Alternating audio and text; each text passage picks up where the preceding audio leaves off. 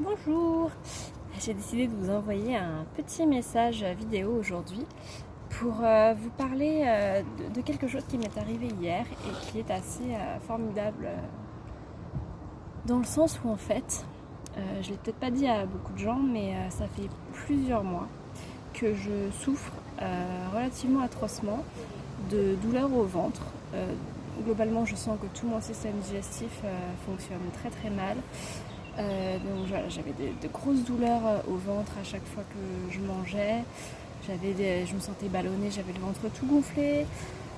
Bref, enfin, c'était vraiment, c'est vraiment d'ailleurs toujours, puisque c'est pas guéri, assez violent et ça me pose problème au quotidien, puisque ce sont des désagréments qui ne me quittent jamais et qui sont un handicap en fait dans la vie courante.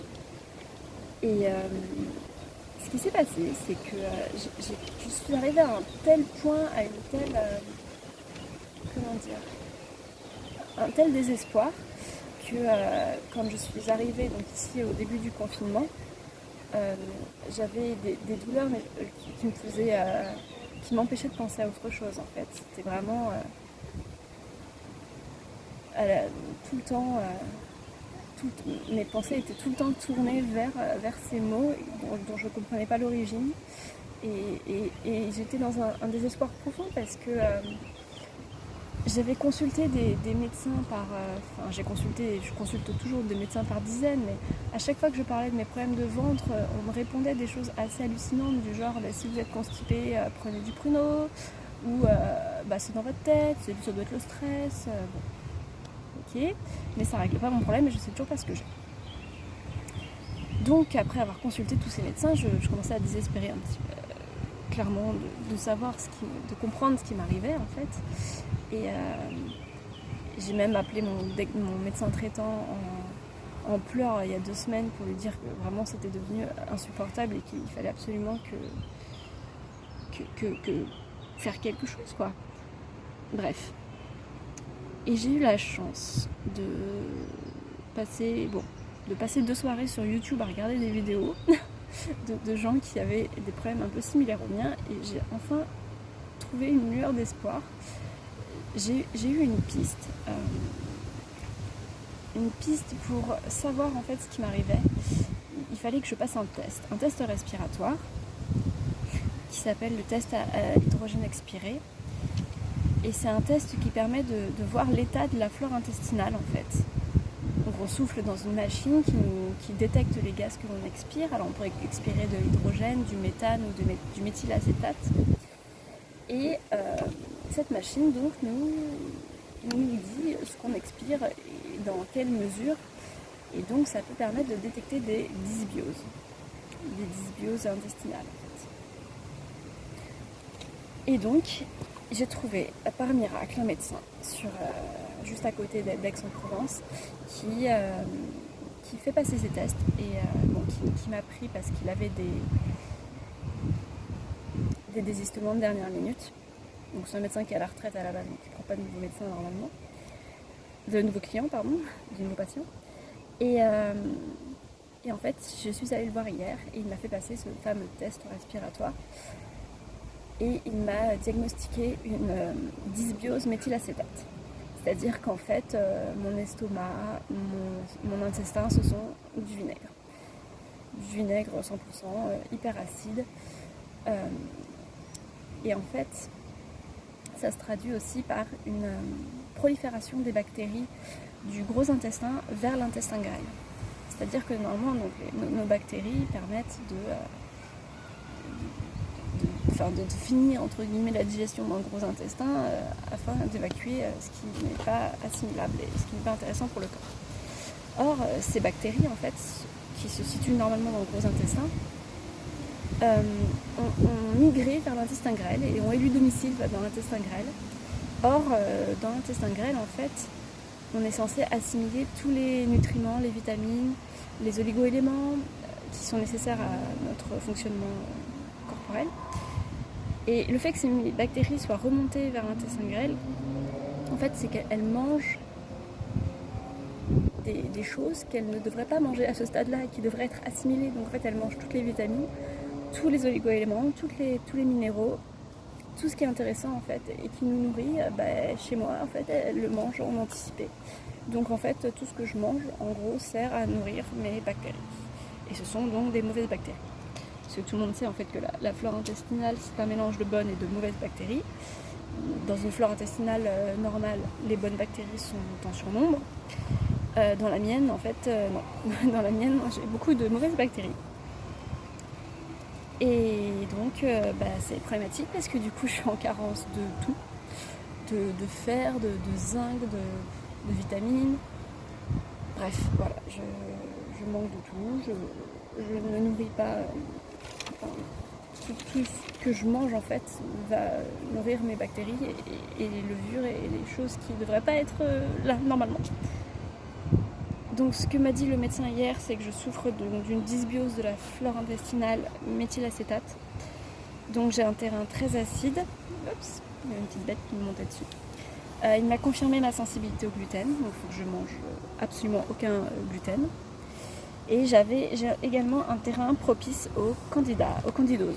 Enfin, au candida. Donc, en plus de cette dysbiose de la flore intestinale, j'ai une candidose chronique.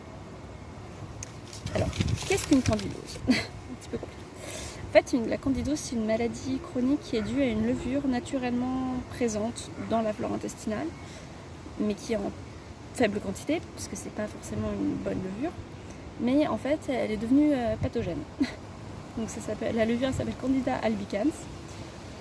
Et le médecin que j'ai vu hier donc m'a dit que ça pouvait être cette prolifération bactérienne vers l'intestin grêle et cette candidose ont sûrement été provoquées par un choc émotionnel intense dont je ne me suis pas remise. Ça peut être dû aussi au stress chronique. De toute façon, tout est un peu lié, hein. Ça peut être dû au diabète aussi. Donc voilà, j'avais un terrain propice pour le développement de ces maladies et j'ai pas raté mon coup pour le et donc ces maladies engendrent, comme je vous ai dit, une digestion de mes apports alimentaires précoces qui ne devraient pas se passer à ce moment-là et donc qui m'empêchent de m'alimenter correctement. Ça provoque aussi, donc du coup, comme tout ce qui est vitamines, oligo-éléments et même acides aminés ne sont pas digérés, ne sont pas assimilés par mon organisme, ça provoque aussi une baisse de la production de sérotonine. Alors la sérotonine, en fait, c'est un neurotransmetteur qui gère les émotions et qui est associé au sentiment à l'état de bonheur. Donc en fait, le fait que je n'ai plus possibilité d'assimiler ces acides aminés fait que j'ai une fabrication de sérotonine très faible et donc ça peut expliquer mes moments dépressifs assez intenses, mais ma tristesse qui ne m'a pas quittée, qui ne m'a quitte pas depuis plusieurs mois en fait, depuis que j'ai ces maladies-là. Et bon voilà, tout ça fait que j'ai une autre maladie chronique quoi. Donc le médecin que j'ai vu hier m'a donné un traitement à suivre sur une cure sur 3 mois de différents médicaments à base d'huile essentielle. Donc je vais commencer dès que j'aurai reçu les médicaments. Et j'ai voulu vous envoyer ce message aujourd'hui parce que en fait, je pense que c'est nécessaire pour moi d'exprimer cette colère. Cette colère contre le système médical français, aussi bon qu'il soit, a un parent pauvre en fait. La gastro-entérologie, c'est le parent pauvre de la médecine traditionnelle française. C'est une médecine qui est très peu étudiée. Les spécialistes que j'ai eu l'occasion de rencontrer il y a quelques temps m'ont donné des médicaments qui n'ont fait qu'empirer la situation en fait. Pour le coup, ces maladies-là sont liées à des bactéries, donc on peut se dire des antibiotiques ça peut résoudre le problème. En fait non, les antibiotiques sont la source du problème.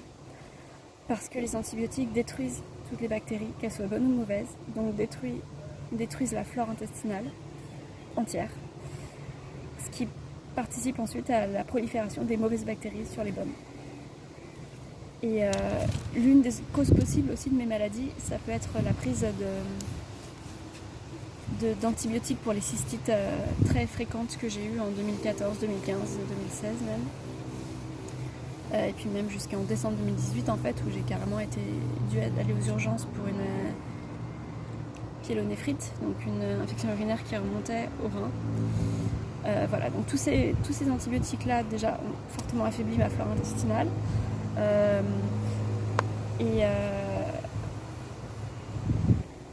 Et en plus, bon, associé à associé à un terrain déjà de stress qui est assez important. Et j'ai oublié ce que je voulais dire aussi, donc c'est pas grave. Mais voilà, déjà les antibiotiques, c'est pas bon, faut le savoir. Et oui, ensuite, en 2017, quand on m'a diagnostiqué ma gastrite, en fait, on m'a donné des IPP, des inhibiteurs de la pompe à protons. Alors, ces petites choses merveilleuses, ces médicaments, en fait, font baisser l'acidité de l'estomac. Et à ce moment-là, la gastro-entérologue que j'avais vue, au lieu de me dire que je pouvais peut-être faire attention, changer un peu mon alimentation, ou au lieu de me dire que faudrait peut-être trouver la cause de l'acidité de l'estomac, non, elle m'a mis sous IPP.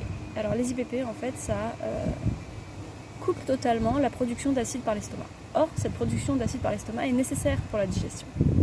Donc, les IPP, plus les antibiotiques à répétition, plus tout mon terrain favorable a engendré le développement de nouvelles maladies dont je souffre maintenant. Et si j'avais eu l'occasion de rencontrer plutôt des médecins qui ne voient pas les maladies comme des symptômes à traiter, mais plutôt comme des causes, comme des causes à trouver et à expliquer, et des traitements naturels à trouver, eh bien j'en serais peut-être pas là aujourd'hui en fait. Si j'avais pas pris d'IPP, si j'avais directement fait plus attention à mon alimentation, si j'avais réalisé l'importance de ne pas vivre stressé en fait, de la maladie engendrée par le stress. Enfin, en fait, le stress est une maladie en soi, mais voilà, si j'avais pu traiter plus en amont les causes, je serais peut-être pas en train de souffrir de la sorte aujourd'hui. Et bon, je suis en colère. Je suis en colère parce que même, enfin, sur tous les problèmes là que je vous expliquais, la candidose, la flore intestinale, tous les problèmes du système digestif en fait ne sont pas étudiés en France, sont beaucoup plus étudiés à l'étranger, mais pas en France, malheureusement. Je sais pas pourquoi. Et il n'y a que quelques médecins en France qui prennent à bras le corps le problème. Et bon voilà, j'ai eu l'occasion de voir un des disciples d'un ponte du secteur hier, mais c'est pas facile, c'est tout un parcours du combattant en fait. Ça fait des mois que je souffre de quelque chose, mais je ne savais pas quoi. Et là, déjà le fait de savoir ça soulage. Rien que d'avoir un diagnostic médical, de comprendre un petit peu d'où viennent tous mes problèmes, ça me soulage. C'est un parcours du combattant parce que à tous les médecins auxquels j'en ai parlé, personne ne m'a jamais évoqué une possible dysbiose de la flore intestinale, une possible candidose, même pas les gastro-entérologues. Alors, c'est révoltant en fait. C'est révoltant parce qu'on a un mal, on souffre, on l'explique, on l'expose à des médecins et il n'y a pas de réaction, il n'y a pas de... Il n'y a même pas de recherche de cause, enfin, rien quoi. C'est un dessin. J'ai été confrontée à des médecins incompétents en fait. Incompétents, c'est peut-être pas leur faute d'ailleurs, hein. Il y a sûrement un gros problème au niveau de la formation, mais ils n'étaient pas compétents pour le problème que j'avais en tout cas. Et si j'avais eu l'occasion de rencontrer plutôt quelqu'un qui